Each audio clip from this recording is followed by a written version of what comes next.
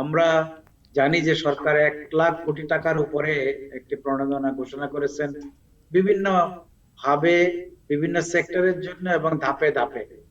এর মধ্যে কিছু স্টিমুলাস প্যাকেজ আছে, কিছু সাস্টেনেবল প্যাকেজ, যেভাবে মানে সহায়তা করা যায়। এবং গার্মেন্টস এর জন্য বিশেষ করে স্যালারি সংক্রান্ত যে 5,000 কোটি টাকা, সেটাও এর অন্তর্ভুক্ত করলে আমরা দেখি যে প্রায় 1 লাখ কোটি টাকার উপরে। সবচেয়ে বড় যেটা আমার পার্সোনাল অভিমত, সেটা হচ্ছে যে এই যে এপ্রিল মাসের সময়, মানে ঠিক ঠিক সময়ে এই যে অ্যানাউন্সমেন্টটা আসলো, টাকাটা কিন্তু সঙ্গে সঙ্গে আসে নাই, টাকাটা আসছে সার্কুলার করে ব্যাংকের মাধ্যমে। টাকার চেয়েও আমি যে কথার উপর মনে করি, মানুষ যখন মনে করে যে একটা ভরসা আছে, টাকা পাওয়া যাবে, টাকা অ্যাভেলেবল, টাকার অভাব নাই, সরকার আমাদের পিছনে আছে, বাংলাদেশ ব্যাংক আমাদের পিছনে আছে, তখনই কিন্তু মূল শক্তিটা তারা পেয়ে যায়। এই পুরো প্যাকেজটা ইমপ্লিমেন্টেশন এখনো হয় নাই। বিশেষ করে এসএমই এবং তার সিএসএমই, সিএমএসএমই, যেগুলো সিএমএসএমই, কটেজ, মাইক্রো, দেন স্মল মিডিয়াম এন্টারপ্রাইজ, এগুলোর ক্ষেত্রে পুরো বাস্তবায়ন এখনো হয় নাই, মাত্র 35% হয়েছে। সেটার জন্য কিন্তু সময় বাড়ানো হয়েছে, ক্যান্সেল করা হয় না। আর বাকি কর্পোরেটরা, ইউ আন্ডারস্ট্যান্ড, আমাদের দেশে কর্পোরেট বা ব্যবসায়ীরা এখন অ্যাজ ফোরাম অনেক প্রভাব বিস্তার করতে পারেন, এবং তারা অতি দ্রুতই এই কাজটা করতে পেরেছেন, ব্যাংক থেকে এই ফ্যাসিলিটিস গুলো অ্যাভেল করেছেন। আমি বলবো, যদিও 100% কমপ্লিশন হয় নাই টোটাল প্যাকেজের ঘোষণা, এই যে ঘোষণাটা আসছে, এতে করেই প্রাণটা ফিরে আসছে। এবং যে পরিমাণ তারা নিতে পেরেছেন বা পেয়েছেন, ব্যাংক যে পরিমাণ দিতে পেরেছে, তাদের সামর্থ্য, সামর্থ্য মানে কাজের সামর্থ্য, টাকা তো অ্যাভেলেবল ছিলই। সরকার যে পরিমাণ সাবসিডি দিয়েছেন, কারণ কোন লোন 9%, কোন লোন 4.5%, এই যে ভাগ করে দেওয়া হয়েছে, এইটাতেই যে কাজটা হয়েছে, অর্থনীতি আবার প্রাণ ফিরে পেয়েছে, এবং ব্যবসায়ীরা একটা আস্থা পেয়েছে যে তাদের ব্যবসা চালানোর লিস্ট টাকার সমস্যা হবে না। আমি মনে করি এটাই একটা বড় সাকসেস। আমি আমাদের এক্সপোর্ট সেক্টরের প্রতি সম্মান জানাই বলছি, প্লাস আমাদের গার্মেন্ট, যার এক্সপোর্টের পরিমাণ টোটাল কান্ট্রির এক্সপোর্টের 80%-এর উপরে, সেটা গত 30, 40, 50 বছর যদি ধরে, 50 না হলেও 77, 78 সাল থেকে মোটামুটি এটি শুরু হয়েছে, 80-এর দশকে এটি বাড়তে শুরু করেছে। এখন এটি একটি বড় সেক্টর আমাদের এক্সপোর্টের, নিঃসন্দেহে। কিন্তু আহ, একটু, মানে উইথ অল রেসপেক্ট, আমি কোনো কাউকে হেয় করার জন্য নয়, 30 বছরে, 40 বছরেও ওনারা কিন্তু করোনার সময় কর্মকর্তা কর্মচারীদের ওনাদের 3 মাসের বেতন দেওয়ার বা 1 মাসের বেতন দেওয়ার সামর্থ্য রাখেন নাই, এবং সরকারকে এপ্রিল, মে, জুনের বেতনের টাকা দিতে হয়েছে। এটা হতাশা, আমি ব্যক্তিগতভাবে হতাশা প্রকাশ করি, কারণ এইটুকু করার সামর্থ্য তাদের ছিল। সেই হিসাবে সেক্টরটি টিকিয়ে রাখার জন্য ফরেন এক্সচেঞ্জ আর্নার হিসাবে সরকারের বা দেশের দায় দায়িত্ব আছে। সবচেয়ে বড় কথা এখানে যে 40 লক্ষ কর্মী, মহিলা কর্মী কাজ করেন, তাদের জীবন জীবিকার প্রশ্ন বলেই সরকার তাদেরকে এই সহায়তা দিচ্ছেন। যদি তারা এই ব্যাপারে তাদের আরো বাকি আগামী দিনগুলোতে বাতমি দিতে না পারেন, তাহলে কর্মকর্তা কর্মচারী ছাঁটাই হতে পারে, ফ্যাক্টরি বন্ধ হতে পারে। সেই কারণে তারা দাবিটা করছেন। দাবিটা আমি 100% সমর্থন না করলেও, আমাদের যেহেতু একটি গণতান্ত্রিক রাজনৈতিক সরকার ক্ষমতায় আছে, তারা এটা হয়তো আমার মনে মেনে নেবেন। কিন্তু আমি মনে করি ব্যক্তিগতভাবে এইটুকু সামর্থ্য এতদিনে আমাদের গার্মেন্টস সেক্টরের হওয়া দরকার ছিল, যে তাদের অনেকগুলো ফান্ড ক্রিয়েট করা হয়, তাদের গ্র্যাচুইটি থেকে আরম্ভ করে, প্রভিডেন্ট ফান্ড থেকে আরম্ভ করে, ইভেন সিএসআর এর জন্য একটা অ্যামাউন্ট, ইভেন প্রফিটের একটা অংশ, সেটা 1% হোক, 0.5% হোক, তারা তো অনেক সাবসিডি সরকার থেকে ভোগ করছেন। তাদের ট্যাক্সে অনেক বেনিফিট, তাদের অনেক সারচার্জে অনেক বেনিফিট, তাদের ট্যাক্স হলিডে অনেক বেনিফিট। সেই ক্ষেত্রে একটা ফান্ড তারা এতদিনে গড়ে তোলার আমার মনে হয় প্রয়োজন ছিল। সামনের দিনগুলোতে লিস্ট এই উদ্যোগটা ওনারা নিবেন। তবে এই এমপ্লয়মেন্ট, ফরেন এক্সচেঞ্জ আর্নিং এর এই স্বার্থে এটা হয়তো সরকার বিবেচনা করবেন, ওটা আমার বিষয় নয়। বাট তাদের সামর্থ্য তারা অর্জন করা উচিত ছিল বলে আমি ব্যক্তিগতভাবে মনে করি। প্রশ্ন হচ্ছে, প্রি কোভিডে যাওয়ার সময় দেওয়া যাবে না যতদিন না এখন করোনা ভাইরাস কোভিড-19 কন্ট্রোলে আসবে। সেই কন্ট্রোলটা আপনার দেশে হইলেই হবে না, সেই কন্ট্রোলটা বাইরে হতে হবে।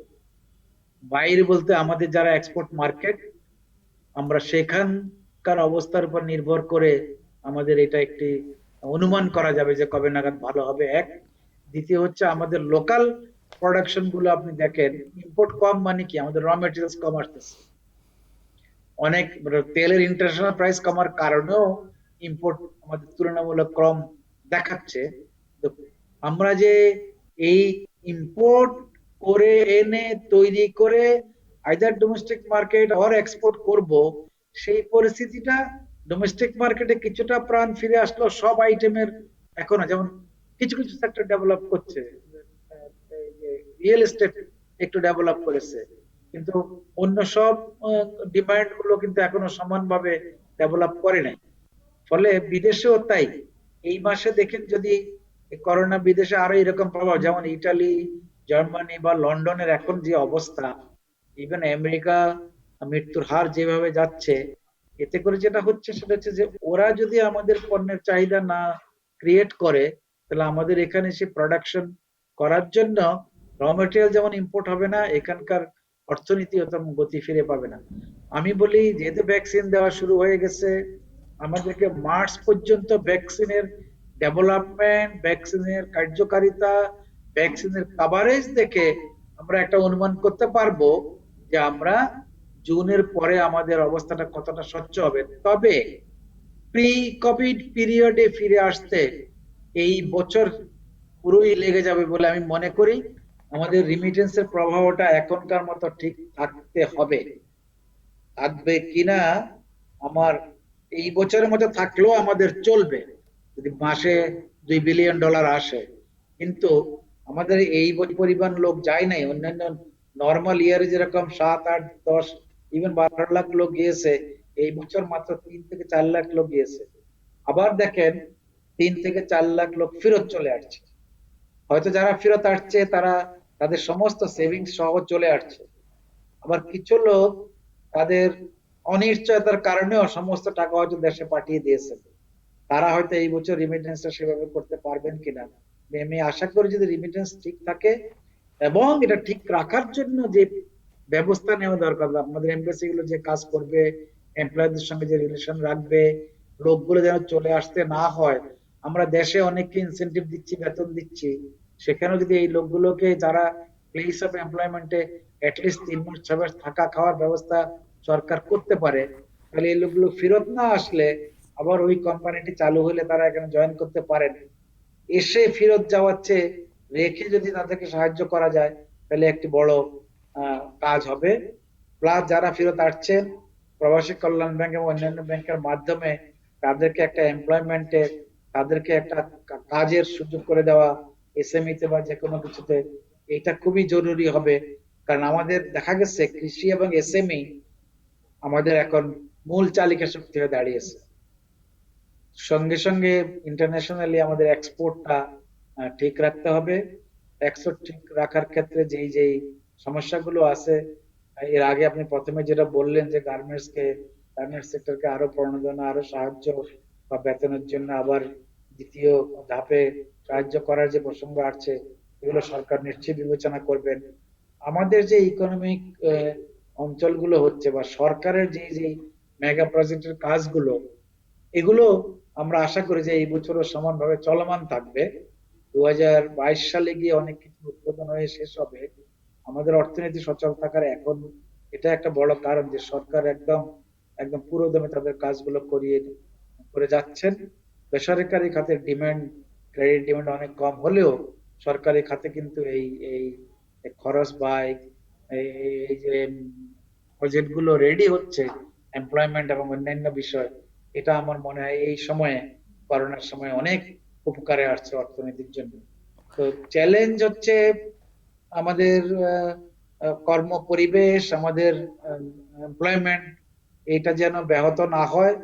আমাদের ছোটখাটো এই যে এসএমই দের যে সাহায্যগুলো করে তাদেরকে চালু রাখা, যারা বেকার হয়েছেন তাদের জন্য নতুন এমপ্লয়মেন্টের কোনো সংস্থান করা।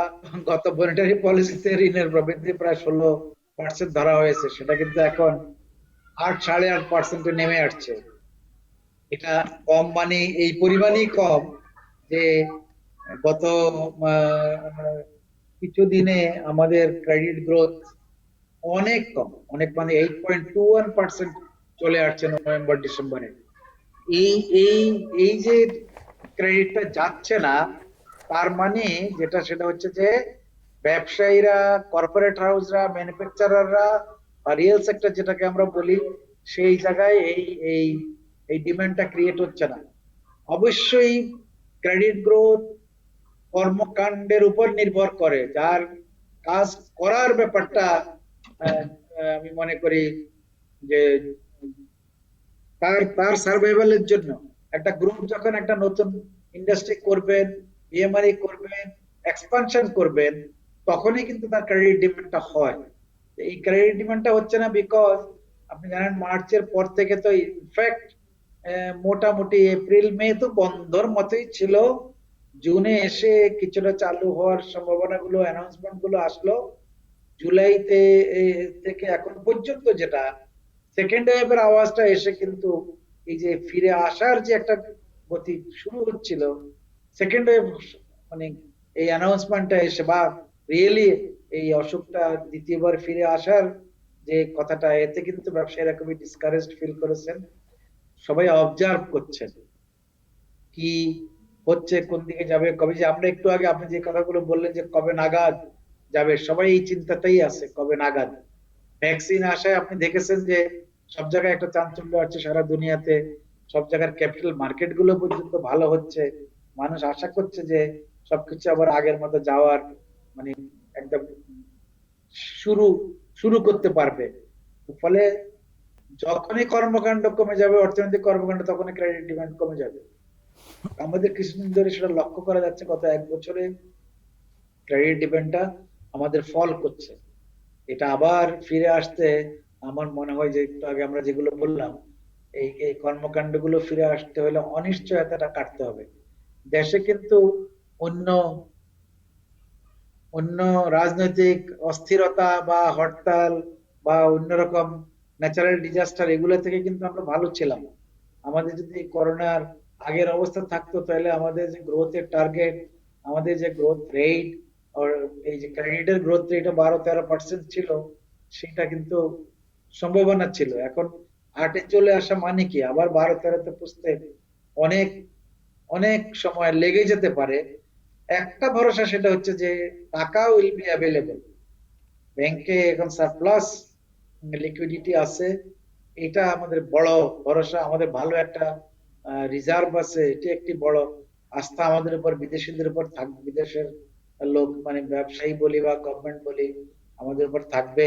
আমরা এই বছরে করোনা উপলক্ষে কিন্তু অনেক বাইলেটারাল বা মাল্টিলেটারাল এজেন্সি গুলো থেকে অনেক মানে দ্রুত কিছু গ্র্যান্ট, সাহায্য, লোন আমরা পেয়েছি দ্রুততার সঙ্গে। এত দ্রুত অন্য সময় না হলেও করোনার সময় কিন্তু ওই চিন্তা থেকে এটা খুব দ্রুত আসছে। যখন এটার যারা বেনিফিশিয়ারি, আমি এটাকে মানে নট গুড বেনিফিশিয়ারি, এটা যারা এটা এই অবৈধভাবে বা অন্য পথে এটা নিয়ে উপকৃত হন, তারা যে ব্যাংকারদের থেকে চালাক বা ব্যাংকারদের উপর যে চালাকি করে এই কাজটা করতে পারেন, এটা এখনো ব্যাংকারদের বুঝতে সময় কেন লাগছে।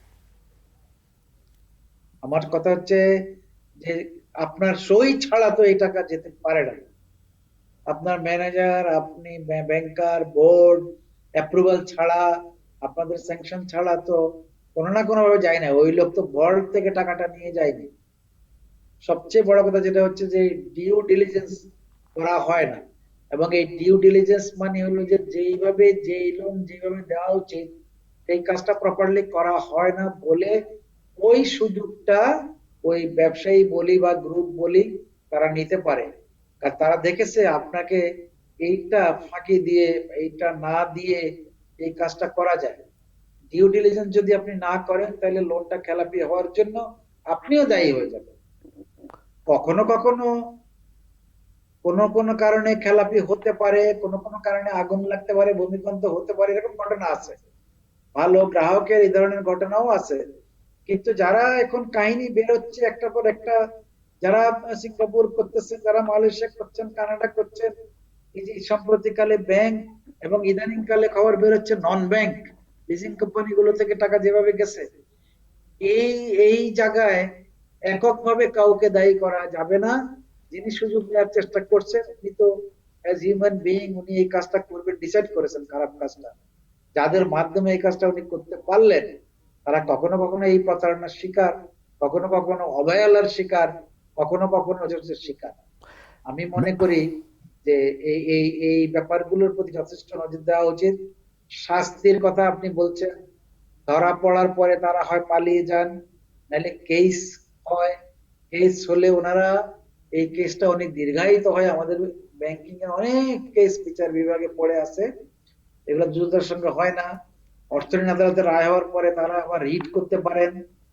এই এই করতে এটা অনেক সময় যা লেগে যায় বলে স্বাভাবিকভাবে এই বিচারের মধ্যে করা যায় না। আর যারা পালিয়ে যান, কেস এখন আপনি দেখেন অনেকগুলো চলমান কেস আছে। বিসমিল্লাহ বলেন, অন্যান্য সরকারি ব্যাংকের যেগুলো বলেন, পিকে হালদার বলেন, এই ধরনের বিষয়গুলো কিন্তু আগাচ্ছে, কিন্তু শাস্তি হওয়ার মতো। অনেকে জামিনও পেয়ে যাচ্ছেন, বিসমিল্লাহ জামিন পাচ্ছেন অনেকে। ফলে হচ্ছে কি, এই যে সিস্টেমের যে ব্যাপারটা, আপনি তো এনে একে গুলি করে দিতে পারেন না, আপনি এনে নিয়ে বিনা ভাবে আদালতের বাইরে গিয়ে জেল দিতে পারেন না। ওই কারণেই শাস্তিটা দৃশ্যমান না। ওদের বিচার ব্যবস্থা আরো স্ট্রং যদি করা হয়, আরো দ্রুত করা হয়, স্ট্রং বলতে আমি দ্রুততার সঙ্গে করা হয়, জি। এবং অনেক অর্থনৈতিক আদালতের কোর্টে বিচারক অনেক সময় থাকেন না, কেস একটা পরে ডেট করতেছে। ফলে হচ্ছে কি, আপনি দৃশ্যমান বিচার আপনি দেখেন না, ওইসব কিন্তু কারণ সিস্টেমের কারণে কিছুটা আমাদের এই এই বিষয়টা দৃশ্যমান হচ্ছে না বলে আমি মনে করি। সিঙ্গেল ডিজিট যেইভাবে আসছে সেটা যাই হোক, এক বছরের মতোই প্রায় হয়ে গেল। এপ্রিল মেতে আমাদের ব্যাংকের বাইরে মিটিং করে এই জিনিসটা করা হয়েছে, সেটা আসতে সময় লেগেছে। কিন্তু এখন এটা আসছে এট দি কস্ট অফ আমানতকারী। আসছে কিভাবে, ওনারা ডিপোজিটের রেট কমায় লোনের রেট কমাইছেন। আগে ডিপোজিটের রেটটা ওনারা কমায়, ব্যাংক এখন এফডিআর এর 3 থেকে 4-5% দেয়। ফলে ওনার 9% করতে এখন তো অসুবিধা নেই। একটা গ্রুপকে অতি সাহায্য করার জন্য আরেকটা গ্রুপের অতি মানে দমন করা হচ্ছে। আমানতকারীরা তো কোনো অপরাধ করেন নাই, বরং লোন নিলে ওনারা টাকা ঠিক মতো দেন না। আমানতকারীরা তো এই লোনের, ব্যাংকের জন্য এই পুঁজি, এই ব্লাড সরবরাহ করেন। ফলে ওনাদের তো অপরাধ নাই, বাট আপনি এই এট দি কস্ট অফ আমানতকারী সিঙ্গেল ডিজিট করা আর অ্যাডমিনিস্ট্রেটিভ কস্ট কমায় সিঙ্গেল ডিজিট করার যে চেষ্টা, সমস্ত লোন যদি আদায় করতে পারতেন, আপনার খেলাপির জন্য প্রভিশন রাখতে হয়, আপনার অ্যাডমিনিস্ট্রেটিভ কস্ট যদি হাই হয়, তাহলে আপনি তো সিঙ্গেল ডিজিট আনার জন্য যে প্রচেষ্টা সেটা ওই আমানতকারীদের উপর চাপাই করতে হচ্ছে। আপনার স্প্রেডে সামান্য হয়তো আঘাত হয়েছে, কিন্তু ব্যাংকগুলোর এবারও আপনি দেখেন প্রফিটের যে বিষয়টা দেখেন, তারা তো এই এই এই ওইদিকে তুলনামূলকভাবে আমি মনে করি প্রফিট এবারও অন্যান্য বছরের চেয়ে বেশি হয়েছে। অবশ্যই এটার কারণ আছে, গভর্নমেন্ট বা বাংলাদেশ ব্যাংক ঋণ খেলাপির জন্য যেই হারটা দিয়েছেন ডিসেম্বর পর্যন্ত, সেই কারণেও প্রফিট কিছুটা বেশি হতে পারে। কিন্তু এই যে আমানতকারীদেরকে কম দিয়ে এই এই লোনটা সিঙ্গেল ডিজিটে আনার যে বিষয়, সেটা অনেকে মানছেন না, প্রথম থেকে মানেন নাই, এখন নিশ্চয়ই মানতে পারতেছেন। বিকজ আমার এখন ডিপোজিটের রেট কম, ব্যাংকে টাকা সারপ্লাস, ডিপোজিটের জন্য এখন আর মার্কেটিং করার প্রয়োজন হয় না। ফলে হচ্ছে কি, মানুষ তো যে কোনো কারণে হোক, সেফটির জন্য হোক, ব্যাংকে যাবে, এই এরকম একটি অবস্থার মধ্যে আমানতকারীরা এখন আছে। আমরা খুব প্রায় করি, আমরা চিল্লাচিল্লি করি যে আমাদের জিডিপি তুলনায় সেভিংস এর রেট খুব কম। সেভিংস যারা করবেন তাদেরকে তো সমাদর করা উচিত। আমাদের প্রবাসী আয় যারা আনেন তাদেরকে যে হেনস্থা বিদেশে এয়ারপোর্টে বা অন্য জায়গায় করা হয়, যেগুলো আমরা আলোচনা এর আগে করেছি, করি, এখনো করি, বলি মুখে, আমানতকারীদের তো সেই সমাদরটা করা উচিত, কারণ ওনারাই ব্যাংকের ডিপোজিট এখন সারা ব্যাংকিং সেক্টরে প্রায় 4.5 লাখ কোটি। এটার যোগানদার তো আমরা, মানে এই নাগরিক শ্রেণী, এই গ্রুপটাই তো। সরকারেরও কিছু সঞ্চয় আছে, কিন্তু ওর ডিপোজিট বলতে যেটা, সেটা তো এই সাধারণ মানুষের ডিপোজিট। ফলে আপনি সুরক্ষা তো সুরক্ষা সরকারকে দিতে হবে, রাষ্ট্রকে দিতে হবে, আমাদের ব্যাংককে দিতে হবে, ব্যাংকিং এর মুরব্বী বাংলাদেশ ব্যাংকে, সবারই তো নজরের দিকে থাকা উচিত। আপনি সঞ্চয়পত্রের রেট বেশি দিচ্ছেন, তার মানে সরকারের চিন্তা আছে এদিকে। আপনি ওয়েজ বন্ড, প্রবাসী যে ধরনের জিনিস, বন্ড গুলো আছে, এগুলো তো আপনি বেশি দিচ্ছেন, পরিবার সঞ্চয়পত্র বেশি দিচ্ছেন। আপনি ব্যাংক ডিপোজিট রাখলে এখন যত পরিমাণ চার্জ যায়, এই এক্সাইজ ডিউটি, সোর্স ট্যাক্স থেকে নাম দিয়ে, ব্যাংকের সার্ভিস চার্জ থেকে আরম্ভ করে, দেন আবার স্ল্যাব আছে 10 লাখের নিচে হইলে আপনি 500 টাকা দিবেন মাস্ট। আর 10 লাখ টাকা একদিন আপনার অ্যাকাউন্টে হয়ে গেলে বছরের যে কোনো সময় আপনি দিবেন 3,000 টাকা। আপনি কিছু না করেও, আয় না করেও আপনি এই ধরনের কাটাকাটির মধ্যে পড়ে যাচ্ছেন। ফলে আমানতকারীদের সুরক্ষা দিতে হবে, ব্যাংকের অ্যাডমিনিস্ট্রেটিভ কস্ট কমায়, ডিপোজিট রেট একটু বাড়ায়, সরকারের কিছু নীতিমালা, এই যে সার্ভিস চার্জ বা অন্যান্য এক্সাইজ ডিউটি, এগুলো তুলনামূলক ছাড় দিয়ে আপনাকে ওইদিকে যাওয়ার জন্য আকৃষ্ট করতে হবে। মানুষ অল্টারনেটিভ পাচ্ছে না, শেয়ার মার্কেট আনসার্টেন, অনেকে যাচ্ছেন না। এখন ভালো বলে যে সবসময় ভালো তা তো নয়। আপনি সবাই সঞ্চয়পত্র কিনতে পারে না, লিমিট দেওয়া আছে। আর মানুষকে ব্যাংকে যায় মানুষ অনেকগুলো কারণে, ব্যাংক বিমুখ মানুষ হবে না অনেকগুলো কারণে। একটা হলো, প্রথম হলো সেফটি, টাকাটা সেফ থাকে। দ্বিতীয় হলো যে কোনো সময় টাকাটা তোলা যায়। তৃতীয় হলো যদি কিছু আপনার আয় হয়, বছর শেষে কিছু ইনকাম পান, সেটা আপনার অ্যাড হলো, আপনি এটিএম কার্ড দিয়ে যে কোনো সময় টাকা তুলতে পারেন, ক্রেডিট কার্ড ইউজ করতে পারেন, মোবাইল ব্যাংকিং ইউজ করতে পারেন। ফলে ব্যাংকে মানুষ যাবেই। জি। এই কারণে তাদেরকে মানে তাদের কল্যাণের কথা চিন্তা করা হবে না, এটা আমি মনে করি না। আমার মনে হয় এটা সবাইকেই চিন্তা করতে হবে, যে এত কমে চাপে রেখে আমানতকারীদের দীর্ঘস্থায়ী ভাবে ব্যাংক কিভাবে দরকারের সময়, যখন ক্রেডিট ডিমান্ড বাড়বে, কি হবে, তখনই আমার মনে হয় একটু চিন্তা এখন থেকে করা উচিত।